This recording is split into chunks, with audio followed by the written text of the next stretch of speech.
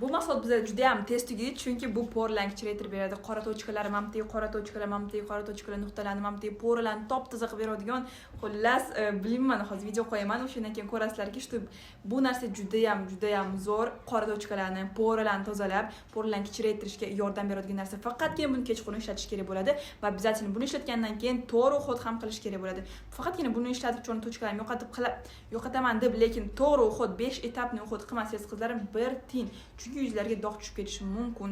Obязательно to'g'ri uxlat qilish shart. Buni men sotmayman agar sizlarning to'g'ri uxlatinglar bo'lmasa qizlarim, chunki men yuzlarga zarar yetishini xohlamayman. Xullas qizlarim, bu enzimniy pudra deyiladi. Dr. Circle'dan qizlarim o'zim ishlataman. Уже cho'rni tochka nimaligini esimdan ham chiqarib yuborganman. Chunki qizlarim, bu faqat kechqurun ishlatiladi. Buni yaxshilab parashok tarzda bo'ladi.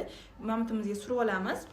5-10 minutga va уже bitta ishlatganlardan keyin cho'rni tochkalar уже yo'qolib ketadi. Obязательно keyin krem surib olaman va obязательно SPF ga ertalab surib